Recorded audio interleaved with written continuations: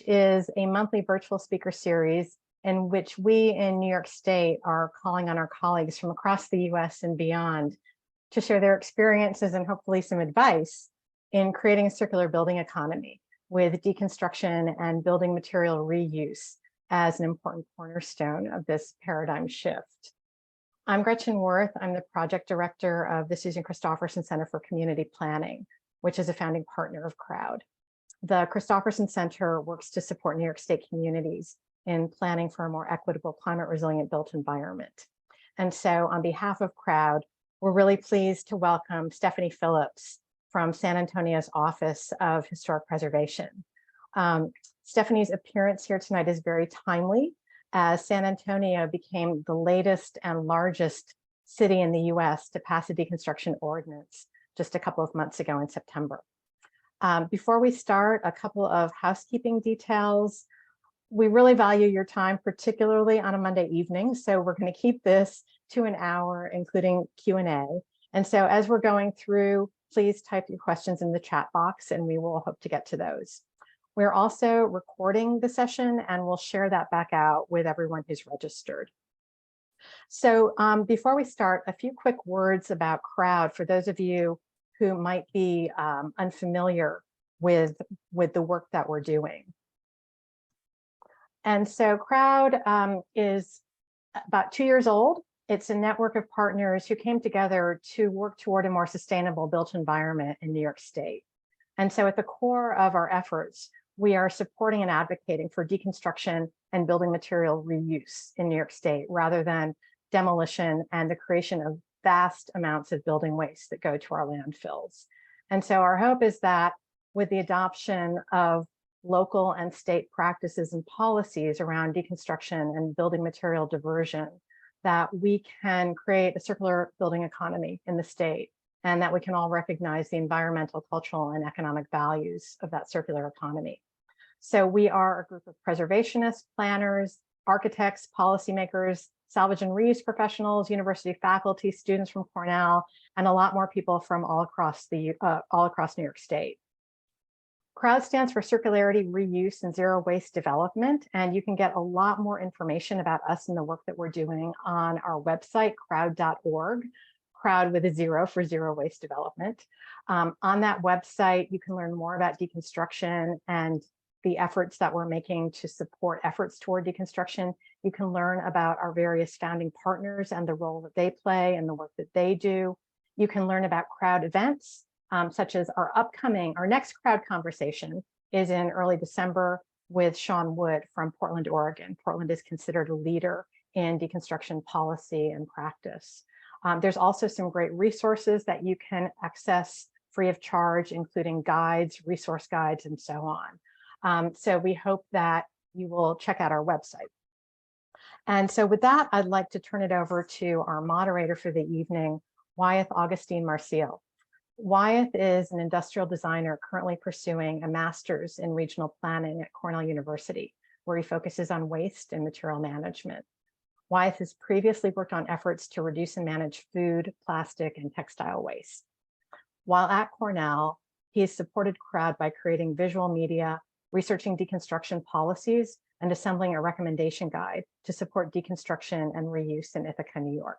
So with that, I will turn it over to Wyeth.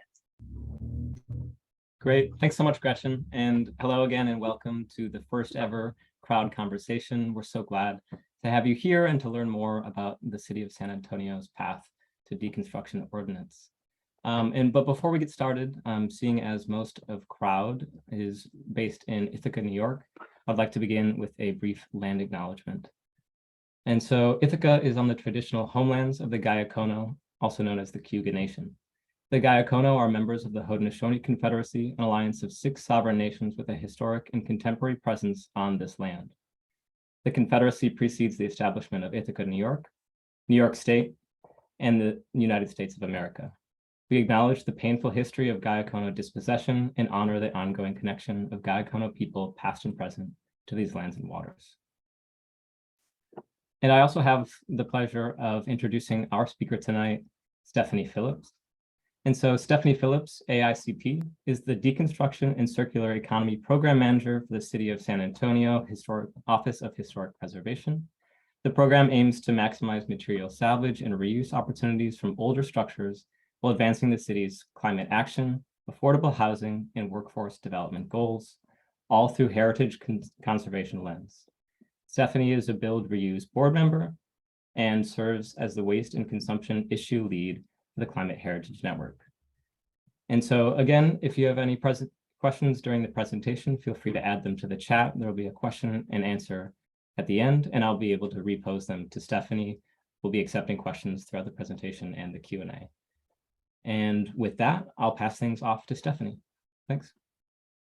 Thank you so much. I'm so excited to be here with you all today to talk about my favorite topic, of course, which is San Antonio's Deconstruction and Circular Economy Program. And I'll be talking about, of course, our path to a deconstruction ordinance, but I wanted to give you kind of some insights into what that has really looked like. If you've seen our office speak before on the ordinance, of course, with any sort of conference presentation, you're going to hear the highlights and kind of the exciting parts. And I want to kind of give some insight into what that path really looks like, in addition to all that we've accomplished and celebrated over the past about 5 years.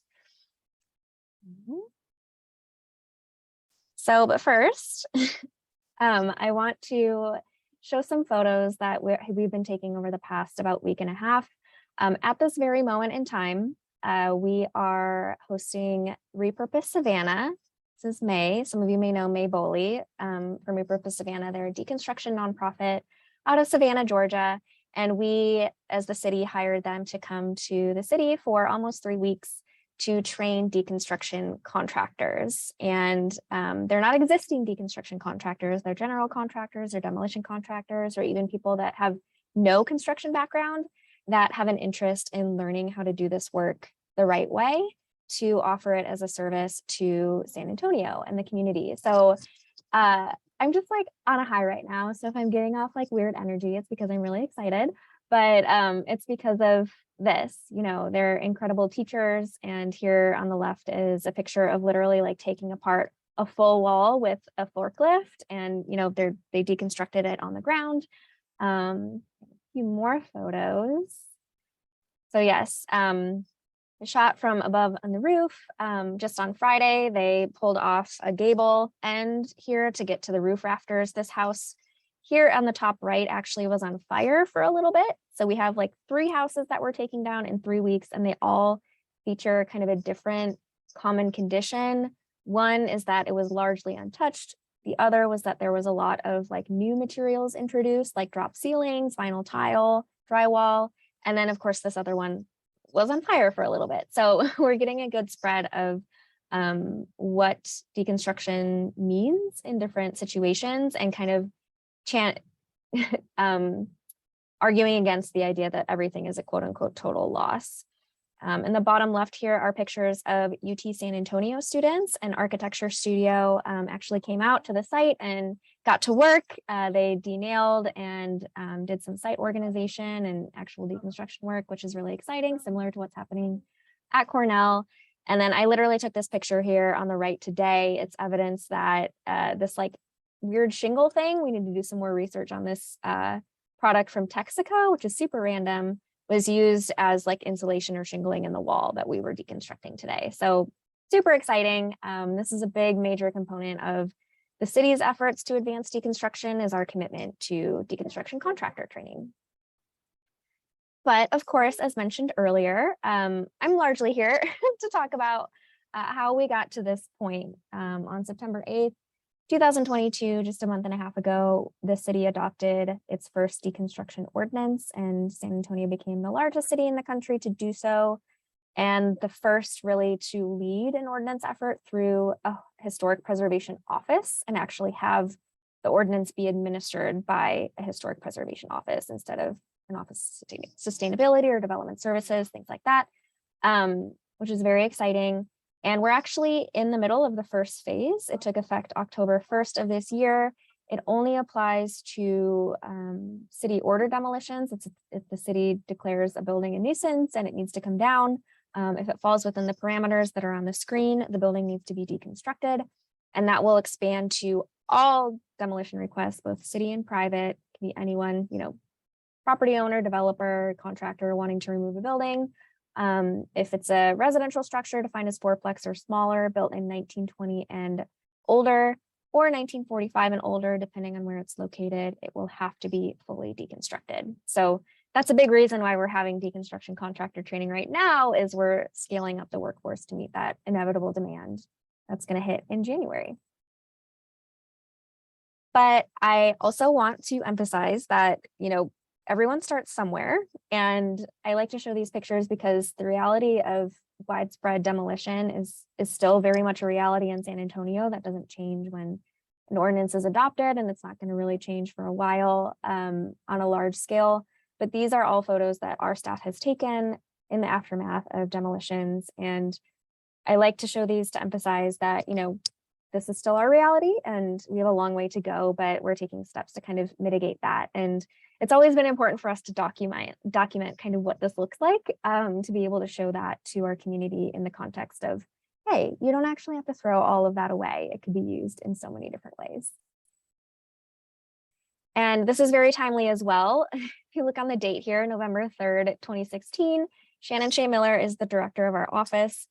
She posted this Facebook post about Portland adopting their deconstruction ordinance in 2016. That was before I even joined the Office of Historic Preservation. So this is before my time. And it says, this is on my list for San Antonio. Let's do it in 2017. It makes sense for so many reasons. And we obviously did not adopt an ordinance in 2017, but we did in 2018. So shortly after that, jumpstart our formal efforts. Okay, I'm showing you the most chaotic timeline in the entire world. This is just wild to look at, but we created it that way.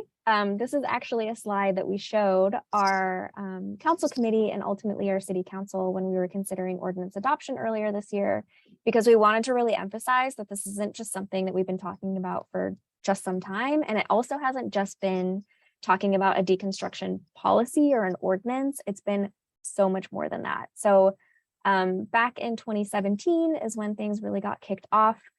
We had a council consideration request issued, which is basically a city council member with a bunch of sign-ons directed the city to start looking at ways to mitigate the public health, cultural heritage, all of the kind of negative externalities created by demolitions in communities due to neighborhood outcry, right? Like all of those photos that I just showed you, anytime we have a demolition of an older house in an older neighborhood, even if it's not designated historic, our office hears about it, right?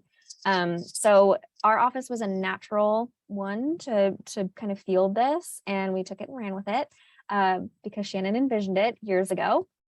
And we launched our Deconstruction Advisory Committee formally in 2018, which I'll talk a little bit more about in just a moment. But as you can see, kind of the highlights here that we wanted to emphasize include things like public engagement meetings. We held our first public input meeting, which was just like, hey, let's come talk about deconstruction with, we didn't know what we were going to do at that time, but we still wanted to hold space for people to comment on it and workshop and do fun activities to kind of gauge the community's perception of what deconstruction is and could be and kind of how they felt about demolition. We briefed a bunch of council committees. Even if they weren't voting on anything, we still briefed them. It's an important thing I'll emphasize near the end as well. And then all these other things that I'll get to in a moment. But yeah, this is just to show all of the things that go into building a policy. So I mentioned our Deconstruction Advisory Committee. We get questions about this a lot. Like, who did you invite? Why did you do this? Why did it make sense to bring all of these people together? And, we heard about Portland earlier. I can't give them credit enough. Like, they've been so open to talking about their efforts. And of course, they're kind of like the policy North Star in North America to figure out how to do it. And this is what they did. And it made sense for us to do it as well. So you can see on the right, all of the people that we invited to the table.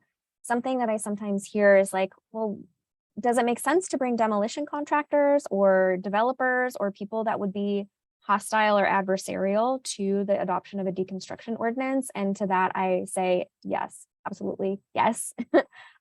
Without question, our real estate development representatives and our demolition contractors and anyone else that kind of might put up a fight over the past 4 years have made our policy that got adopted better. And by the time we were done, they actually supported it. So that is really critical. And actually one of the comments that I'm really proud of is at a public meeting, our representative from the Real Estate Council, which is almost like a developer PAC in San Antonio, mentioned like this is how city policy should be developed. Like this kind of committee made so much sense because you had people representing a wealth of perspectives, all of these little beehive things that you see on the screen, and communicating with each other. There isn't often space for people to communicate across those ideological or value lines, and this is the place to do it. So it's a give and take. It's a conversation. It's bringing everyone together to realize policy that makes sense for San Antonio specifically. So I cannot emphasize enough that this was such an important, critical piece to our puzzle. So just some context about San Antonio. We are the 7th largest city in the country, and we are one of the fastest growing cities in the country. So something that's been really important to us in communicating the importance of deconstruction and reuse is data. And the data that we always have that we kind of just sometimes need to visualize differently is demolition data. So this is the same data set, just visualized differently. On the right is a line graph that kind of shows, we started formally talking about deconstruction back in 2018, and it has not slowed down. We're trending to over 600 buildings demolished every year and growing. So that's really important. And then on the left is that same data visualized to showcase where the demolitions are most concentrated. And at some point, I keep saying this in presentations, like if you overlaid a red line map over this map, it would be very similar, right? These are formerly redline communities. These are the communities that are feeling the legacy of racist development policies and lending policies. And these are the older residential neighborhoods that are being disproportionately affected by demolition. And you can also see that a lot of these don't have kind of these little polygons, which are our historic districts and neighborhood conservation districts, which offer more demolition protection. So this is really critical.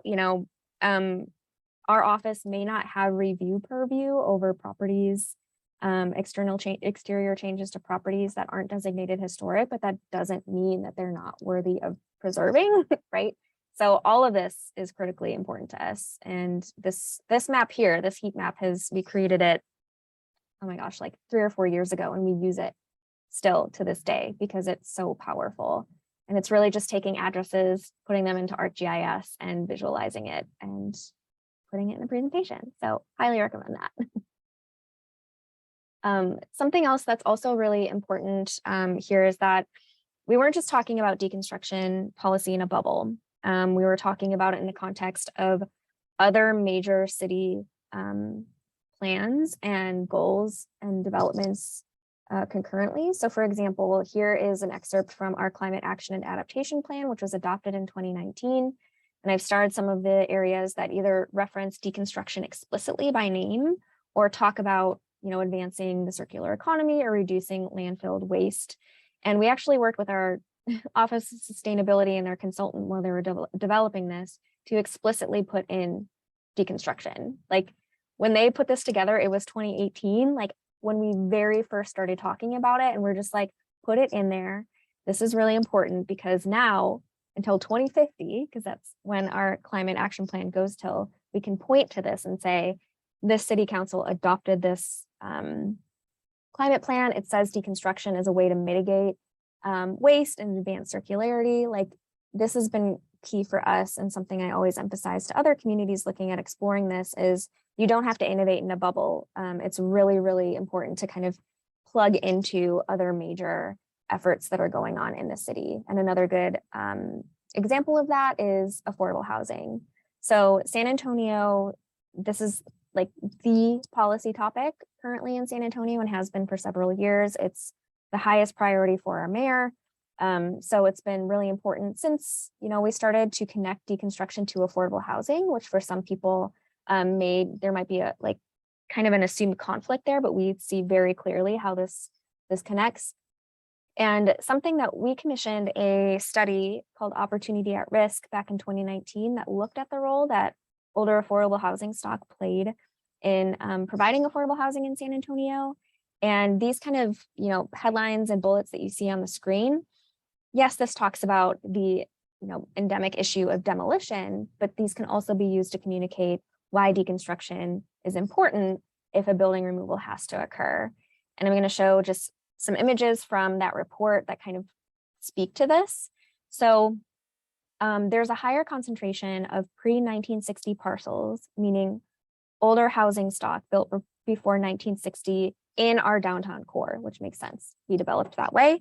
But when you look at the demographics and the income of the people that are living in these older structures, they're largely our Hispanic populations, and largely they are providing affordable housing and extreme affordable housing to our residents. And then when you take that map and you overlay a demolition map, you see a very clear trend. Okay, like this is another way to visualize kind of that heat map and communicate. Okay, it's not just about building removal. Sometimes when you talk about removing buildings, it can seem really heady, like okay, but when you're talking about where it's happening and who it's happening to, that tells a larger story and can be really compelling from a policy perspective. So we've always latched onto this and made that tie. And then something that we did in 2021, in the middle of the height of the pandemic, was commission our own study that actually looked at the role that deconstruction could play in San Antonio for all of these different, topics. Like, how would it affect public health? How would it affect affordable housing? How would it affect landfill diversion and cultural heritage and workforce development? And at that time, economic recovery. So it was very well timed. This was fully funded by a solid waste grant from our State Commission on Environmental Quality. And these are just some of the highlights that pulled out of that were actual numbers that the city wasn't really tracking. How much money were we throwing away? How many trees were we throwing away? And, was that recoverable and in what capacity? And this is actually an old slide. This is a slide from the presentations back in like 2021. But I wanted to show it because this is the newer iteration of that slide. And I think this is important to show because we've taken that statistic, we've taken that information from a different study and meshed it all together, right? So now these are just our 4 key issues in San Antonio, kind of the key headers that we've consistently driven home with our elected leadership and our stakeholders, as these are the reasons why deconstruction is so important, not for the United States, not for the world, but for San Antonio. So this has been, exceptionally important in communicating, why it makes sense for the city to adopt something now and not later. Another important thing that we developed very early on is this kind of organ donor analogy. And this is kind of pulled out from the natural reality that we're an Office of Historic Preservation. So we really needed to be careful about how we communicated why our office is talking about how buildings come down when our office's charge is literally to preserve buildings as is. So this organ donor analogy was really important. We've also consistently said that demolition is not a preservation alternative, it is a demolition alternative. So in no way does our deconstruction ordinance affect our existing preservation ordinance. It's not, a reason to remove a building. It's not something that could replace preservation in the way that our policies work. And we just think that's a really good example of why it's important for preservation to have a seat at the table. Because preserving a building is the best way to reduce landfill waste, right? So this analogy not only connected it to preservation and made that very clear, but also took it back to the affordable housing connection. So we've consistently built up our messaging and our ordinance itself to say, if we recover more building materials from buildings that do have to come down, we're going to find ways to reintroduce them into the repair and rehabilitation of existing buildings of that same construction era so that they don't have to be demolished in the first place. And I'll talk a little bit more about that in a minute. So I mentioned that we're doing deconstruction training right now, but this is the 3rd time that we've hired someone to come in and do deconstruction training. These are images from training back in 2019 and another in 2020.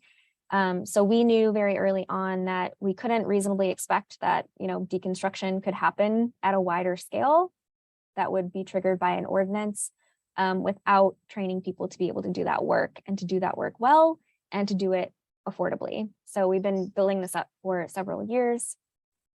But what's important is that we've always connected it to just trades and construction trades in general. So these are all images from other, community repair events or workshops or trainings that our office has put on. The top one here is through our Living Heritage Trades Academy, which teaches people how to restore wood windows and now do deconstruction. But the key kicker to that is that the model is you train for 5 days and then you're put into a paid apprenticeship with a master craftsman for 8 to 10 weeks. And it's fully paid, a competitive living wage, and our office doesn't pay for it. Our workforce partners pay for it. So that is something that we plug deconstruction into and that we're going to keep offering in perpetuity, is kind of this training apprenticeship model that makes it easier for people to use that labor, but not at the expense of the people that are doing the labor itself, if that makes sense. And here's a picture from our more informal community repair event where we're learning how to restore windows, but it's a bunch of people that may not want to be a wood window restoration contractor, but they just want to know how their building works, right? These are my favorite workshops ever. I love them. You can kind of see here too, like, here's an example of reusing reclaimed shingles to repair this building. So we've kind of made a very clear connection to, again, that organ donor analogy. Like, why would we use a new material that is inferior compared to the old material when we could just use something that was already heading to the landfill? And then finally, this one here is our Rehaborama event, which we'll talk about more in a minute. It is a large public service event where you see we have hundreds and hundreds of people come out to restore up to 20 buildings in one day, usually on a singular block. So this is going to be a key component of our deconstruction program moving into the future, is materials that are donated to a center that I will talk about in a minute will be redirected into all of these efforts, right? So we're not buying new lumber or new materials from Home Depot, but we're using things that have been donated to our center, which is literally the circular economy in action. We're really excited about it. Many of you may have heard me talk about my favorite thing in the entire world, which is this event that we did a few years ago. But the reason I show this is that our office, of course, has so many regulatory components to it. And we often staff booths at events and like public fairs. And instead of kind of focusing on that, we've kind of been shifting always to focusing on fun ways to promote our, many program areas. And this one focused exclusively on deconstruction and salvage. And this was back in 2019. So just a year into our ordinance policy development. But this is an event called Solar Fest, where it's basically a bunch of sustainability related organizations coming out, free public event in one of our beautiful civic parks. And it was right before Thanksgiving and Christmas. So we decided to bring in a bunch of reclaimed lumber and have this community event where people could make their own ornaments out of salvage materials. And on the left, we made a turkey, like our office made that turkey together, and one of our coworkers owned workshops. From completely reclaimed materials, including her little beak and her eyeballs, drawer pulls and hinges. And our mayor pardoned her from the landfill in front of actual people.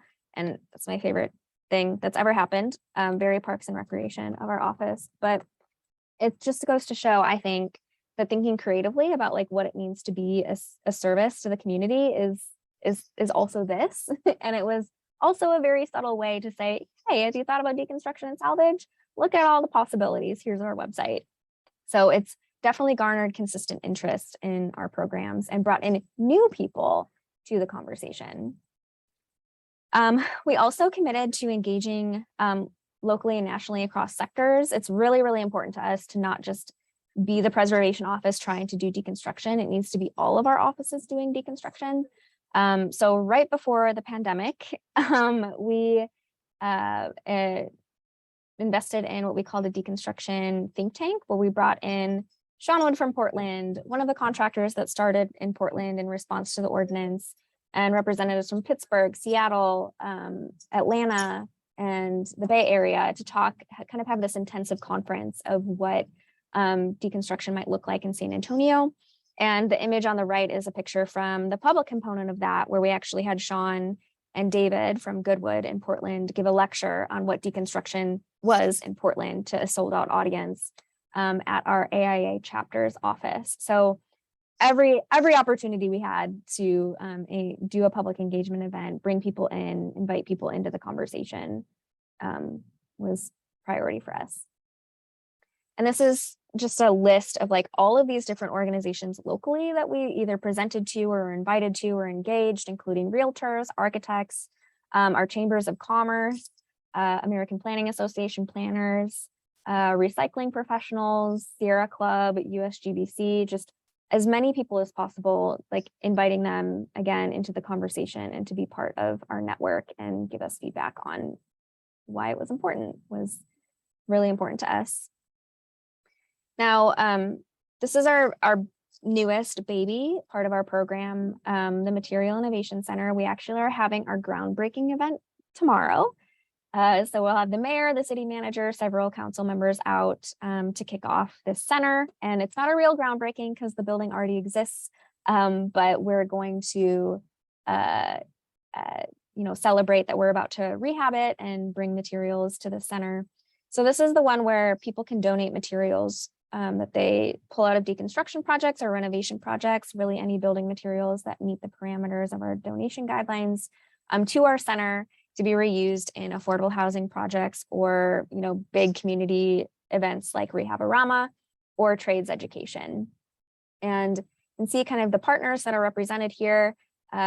The City of San Antonio, a nonprofit partner, UTSA, education components, and then our innovation department.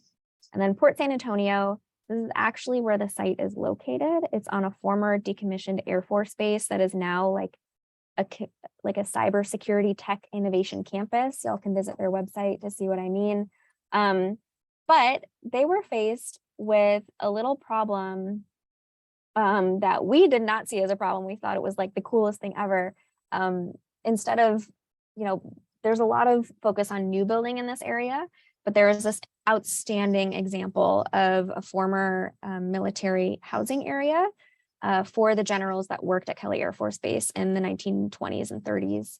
And it's this amazing cluster of 1900s, 1920s bungalows and ancillary facilities like garages. And this has been sitting vacant for so many years. And we finally had the opportunity to sit down with their leadership and say, would you consider leasing this to the city so we could use it for the Material Innovation Center and then also use it for the Trades Academy, because our Trades Academy students are restoring these buildings as like a learning lab. So it behooves them to support our efforts, and they've just like completely bought into this, which is so exciting. So this is our little campus now, which we love. And one of the best parts about this is that it is in and of itself a demonstration of salvage materials being reused. So this is the inside on the left of one of the garage bays, and you can absolutely tell immediately by looking at it that it's just this like haphazard collection of reclaimed lumber. So this is all constructed out of reclaimed lumber, and we just had a structural engineer out there 2 weeks ago, and he's like, this is built like a rock, like do not touch it. They don't build things like this anymore. This is in such good shape. And I'm like, yeah, exactly. Thank you for saying that. But on the right is another building on the campus, and this is below, like underneath the drop ceiling, this mark that says Hagerstown, Maryland. So we have evidence and records that these buildings were partially constructed out of the shipping containers that shipped airplane parts to Kelly Field when it was an active Air Force base. So these buildings are built out of shipping containers, like so cool. So we like to just say like, this is so serendipitous and just a perfect example of how we used to, as a society, reuse materials. It doesn't make sense to throw this incredible stuff away, but our systems and policies and, incentives have really sped up over the past century to really support landfilling and demolition. And we're kind of slowly trying to undo that. And any opportunity that we have to emphasize that we used to do this all the time, let's just do it again, can be a way to communicate that importance. So this is a rendering that our architecture partner did for us, which is great. And oh my gosh, I'm so excited to show you the next slide. This hit my inbox over the weekend. I'm just like still in awe. For our groundbreaking event tomorrow, Rios, they generously have kind of taken us on as like a pro bono client because they really bought into this vision. And they made this site plan for us, which is so exciting because it finally starts speaking to the entire campus as like a reuse innovation campus instead of just the garage. And I'll zoom in for a second here. So we're talking about like the Material Innovation Center down here, but like a community tool library, art studios, design offices, innovation spaces, flex lawn, contractor offices.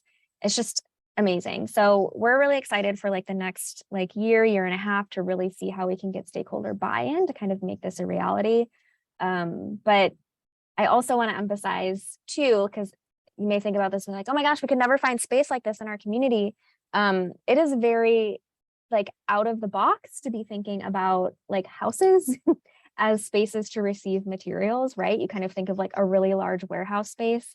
So from the beginning, we've been like, no, we're going to buck that trend. We're going to get what we can. And it took us, 4 years to arrive at this spot. I was searching that entire time, but we're really kind of laying the foundation for something really incredible, I think. These are some houses that are on the campus too, that we're using as kind of our next phase, which is connecting deconstruction again to affordable housing, but not just affordable housing repair, but affordable housing production in the form of casitas and ADUs, accessory dwelling units, and kind of harking back to the kit house idea, where we're gonna hopefully turn our Material Innovation Center garage into like the IKEA for pre-approved housing plans. So just kind of this is what we're looking towards. We're just beginning to lay the groundwork for this, but this is definitely a priority for our stakeholders and for our policy in the near future. Yeah, and here's this is where we're going. We think that this is kind of the foundation for a circular economy in San Antonio, not just for building materials, but hopefully this campus that I just showed you will grow to include a bunch of different materials. And then this is where I'm kind of highlighting what we loved, what we did, what we didn't, what I wish we would have done. So what I love that we did during policy development and totally encourage everyone else to do is bring everyone to the table right away. Like even your adversaries, like bring them into the circle and start having those conversations. It's never too early to bring them in, and it is essential that you bring them in. Because if you develop a policy without their input, it could go south very quickly. So if you ever have questions about what that means and what that looks like please reach out to me. There's only so much we can get into in 45 minutes, but definitely do that. I also loved that we invested our staff time in writing grants for grants that we had never applied for ever. I cannot tell you how confused our solid waste management authority was when they saw the Office of Historic Preservation asking for funding for deconstruction. We've had to educate each other for the past 4 years in cultivating this relationship because there are a lot of questions about what that means. So, but that doesn't mean you should exclude yourself from those conversations. Always apply, do what you can. I also, number 5 is really important. We kept our city leaders updated constantly, even if they weren't voting on anything. So we would engage all of our council offices and say, hey, we need a half an hour of your time. We're going to update you on our deconstruction policy initiative. Or we would even go to council committees and present on the status of our policy initiative, because that's what it was called at the time. And we wouldn't be asking them to vote on anything, but it would be a great opportunity for them to remember what we were talking about, like think about other ways it connects to the policies that are on their front of mind at the time, including public health, demolition, equity, affordable housing, and get input from them and also buy-in from them. The more you talk about it, the more common it becomes to them. And then something really critical too is remain curious, optimistic, nimble, and creative. It's so important. We didn't say, oh, we need 100,000 square foot warehouse to be successful. We said, what if we used houses? That's a good example of just constantly being creative and not self-selecting what success looks like. Now, what I wish we would have done more of is brought even more people to the table right away. That's really difficult when you're under a capacity issue, which we definitely were. But I always felt guilty that we weren't able to engage more of the 1.5 million people that live in San Antonio. So if you have the capacity, especially through Crowd, y'all are doing such great things to bring more people in consistently. It's just so important. Something critical for us, and I'll definitely recommend to any cities watching, is like talk to your city attorneys about this, like over and over and over and over again. We ran into a little bit of a delay this summer about what it meant to change a city ordered demolition to a city ordered deconstruction. A lot of Fourth Amendment conversations, a lot of takings conversations, and it would have been really great to have those conversations early and often. So if you have the ear of an attorney, or you can talk to them, if you're a city government representative, definitely do that. I also wish that we would have formed an internal city work group to garner departmental buy-in. You may have seen at the beginning that we invited a bunch of city departments to be part of our advisory committee. But what I mean by this is I wish we would have just had a small city work group. And I put that little flower there to remind me of an instance that exemplifies this that happened literally today, because we're still working on convincing other departments that this is important. Our housing department sent some staff members to our deconstruction contractor training today for this week, which is such a great thing to do, because they're the ones that administer all of the federal funding that comes into the city from HUD, the Housing and Urban Development Department, including funding for affordable housing projects, which can include affordable housing rehabilitation, or it can include affordable housing demolition and construction of a new unit. So what we hear a lot, and what I heard today from staffers, is, oh, like our budget can't do it. Like it's too expensive to deconstruct. The labor is too expensive. The time is too much. Like our contractors don't know what they're doing. All of the funding that we get is the same for every house, and every house is different. So I was like, we have a Living Heritage Trades Academy. What if our apprentices, which are paid for by workforce development partners, not the city, would work with you to do that work? And she's like, oh yeah, that'd be great. That'd be awesome. And I'm like, this is why we need to talk more.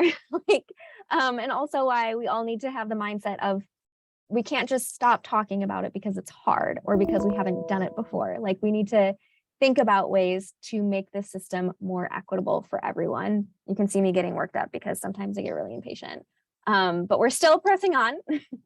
But it's just so important to get everyone at the table and kind of having that buy-in. And I think our efforts would have been a little bit easier. And this goes into the fourth bullet point is, people get really excited about this, and we need to still do a better job of like giving them the agency to kind of talk on our behalf and to communicate on our behalf the importance. Like we can't do everything ourselves. So that's another similar reason why we're still actively working on mobilizing our solid waste department and innovation department to feel like they're equals in our efforts, so that they will feel compelled to go for grants, to give us funding, things like that. So that's really what I mean. I also wish we would have shifted staff resources earlier. Yes, I'm in the Deconstruction and Circular Economy Program Manager, but until March of this year, I was one of our lead case managers for our Landmarks Commission, and our deconstruction ordinance was like an other duties as assigned thing. This is very much a full-time job. So I would say, as if you're a city department and you can definitely work towards directing funding and resources, however that looks like to you, as early as you can. Those are critical for sure. And my true message is, if we can do it, you can do it, truly. Just with a little bit of a creativity and enthusiasm. But I'm excited to chat with y'all with the Q&A. And please know the conversation doesn't end here. Call me, let's chat, let's keep this conversation going. That's the most important part. So thank you all. Great. Thanks so much, Stephanie. That was an excellent presentation. And I really appreciate the learnings and what you did do and what you could do better. I think that's really helpful. Yeah. I know as we're thinking about policy in Ithaca, I'm sure other places really appreciate that. So we have about 12 minutes for questions to keep it to an hour. And there were a handful that came in pretty quick. And I think the first one I'll bring to you is, you mentioned the importance of having workforce and storage and resources prepared to handle kind of all of the inner workings of an ordinance, including the buildings that actually need to be deconstructed. What other kinds of public and private entities, infrastructure, and jobs are necessary to successfully implement the ordinance once it goes into effect? Yeah, oh, that's such a great, like, multi-layered question. One immediate caveat is that none of these things have to preclude you from developing like a policy initiative, right? Like, we didn't have any of those things figured out when we announced to the world that we were pursuing a deconstruction policy initiative, right? And just by us launching that effort, like, the conversations naturally started to happen through our advisory committee and other stakeholders that just had interest in this. For us, and this is different than like Portland, for example, San Antonio does not have a what I call robust salvage infrastructure, meaning we don't have those organizations with 100,000 plus square foot warehouses. They're largely like 4,000 to 5,000 square feet, mom and pop businesses that are doing architectural like antiques and salvage, as well as some of our habitat restores, which largely take newer building materials, right? So we knew, and we knew this from our advisory committee, that this two main questions that we would need to answer in order to get a policy over the line was, where is all the material going to go? And how are we going to help mitigate cost concerns? And for us, that was, let's try to find a place for what is now the Material Innovation Center. That is not what it was called in our vision. But we knew the city would have to play at least a temporary role in stabilizing that influx of materials. And our ordinance hasn't taken effect for private property yet, so we still don't know what that's going to look like. But we knew we wanted to have a facility as like the last stop before the landfill. And for anyone that's interested in a model that has been in existence for far longer than ours, the City of Houston's reuse warehouse has been in existence for almost 13 years and does exactly what we are attempting to do to a T. So Keith Koski, talk to him, he's amazing. He'll tell you everything that they do if that's something you're interested in. But those are key components. And then of course, the workforce was our key answer to how we're going to mitigate costs. So again, these are really specific things that came out of our advisory committee. So they may not be a match for every community. But those were the essential things that we knew we needed to feel good about it.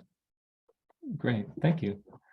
And kind of on a similar thread, there's a question asking about what are the major obstacles, especially in cataloging, trading, and reusing salvage materials, and how can that be addressed?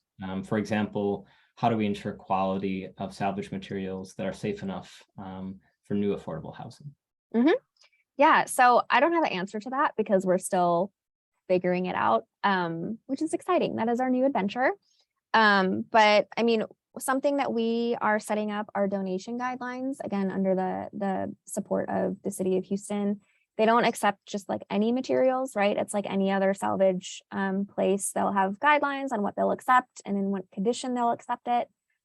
We are going to be a little bit more flexible than some of your local salvage stores might be. For example, we will happily take like naily lumber, like lumber that has nails in it, lumber that has lead paint on it. That is something that we will accept because as the city, we have the capacity to bring in like students and trainees and workshops to teach people how to use those materials. So that's something that we definitely know we're planning on doing, but it is going to be a challenge for us. And if you haven't garnered it from what I've said already, we're kind of like a let's just do it kind of office, which I totally recommend for a city. Like figure it out along the way. And another key part of this too is talking with national leaders. Like May from Repurpose Savannah, who's here teaching people how to deconstruct, is also going to help advise us on how to handle material donations because they run their own lumber yard. And she wants us to learn from her mistakes as a nonprofit a few years ago. So all of that comes like the fundamental part of this is like talk to people, figure it out. So that hopefully we'll have some better answers for you like in the next 1 to 2 years, but that's a hill we're climbing. Yeah, and kind of speaking of just talking to figure out what the issues are, you mentioned bringing in especially developers and demolition contractors early to hear their concerns and then be able to address them. There's a question as to what were those chief concerns and how did you address them, either through discussion or what ultimately ended up being the ordinance? Yeah, that's a great question. So the key ones were cost and time. There's an innate reaction, deconstruction costs more and takes longer. And that's, true if you're looking at it from the same economic metrics as demolition. So that is something that really was finessed through our conversations in our advisory committee. I will always remember the committee where one of our real estate representatives came in like hot with numbers from that he had pulled himself with the help of demolition contractors that compared the cost of demolition to deconstruction. He's like, average is $3,000 difference. I'm like, that's pretty good, actually. Like, that's not bad. We can definitely like close that cost gap either through like policy incentives or grants or workforce development or what have you. So that was actually great. Like we welcome people bringing in their own research and conversations about it. So that was big for us, was like figuring that out. Truly the Material Innovation Center was something that helped a lot of people feel comfortable because they knew that they would have a place to take the materials if they needed to take them there, and also the workforce component. So we do have a small pot of grants reserved for truly cost burden property owners that may need that as the ordinance starts to close that cost gap. But other than that, we actually don't have real like price mitigations in any of our policy. We're kind of taking the Portland route, which is let the market figure itself out. Sure, thank you. There was also a question that was in reaction to the first couple slides you shared of the buildings that are being deconstructed in the trainings going on right now. And some of the materials might be more contemporary, so things like drop ceilings and other things that maybe happen during retrofits. Do newer materials like that still have value in the face of the ordinance? And yeah, and just your perspective on that. Yeah, they can. I mean, in the pictures you didn't see, the dumpsters. Like there's a reality that there's going to be waste with deconstruction. And the house that we deconstructed last week as part of the training was like over 2,000 square feet. And we used less than 3 dumpsters. And usually with a demolition, that's going to be 10, 12, 13 dumpsters.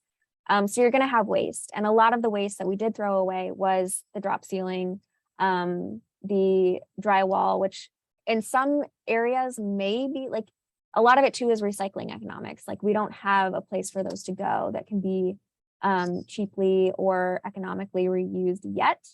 We may in the future. But also there was a lot of wood waste because there were so much termite damage, like crazy amounts of termite damage. And then of course, sometimes you're going to break boards while you're trying to lift them. And if there's a crack running through the middle of it, like it's not the way that Repurposed Savannah explains it is like, at that point, it's truly not worth the labor to try to salvage it and move it and sell it and the time to try to sell it for them and their business. So there's definitely going to be waste. It's just at such a smaller scale and the reuse is just amazing. So in some instances, like there may be value, like there may be someone looking for a particular product, but in other instances, we're going to have to wait for the creative industry to catch up to make sure we can reuse those for sure. Yeah, that makes sense. And it looks like we have time for one last question before we wrap up. And it's about the ordinance and the 3 different phases, and whether or not there are plans to expand the ordinance past those 3 phases, such into more recently constructed buildings, commercial buildings, or other things that might not fall under the ordinance right now.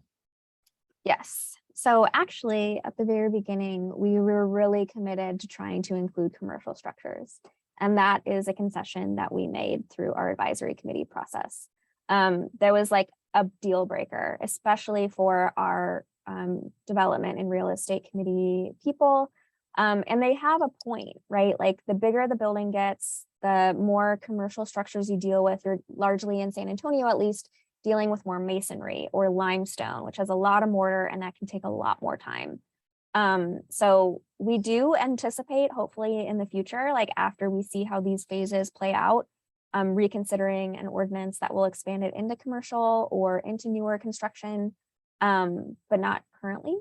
And the great thing about the ordinance is that it doesn't preclude anyone from deconstructing any building they want. So at the very least, what I do anticipate will start happening because we have more deconstruction contractors in our workforce is that it may not be a full-scale commercial deconstruction, for example, but maybe there will be more like strategic salvage of lumber beams and certain masonry features that would not have happened if we didn't grow the workforce to do that work through regulating the smaller scale buildings, if that makes sense. So the answer is yes, maybe, but we'll see.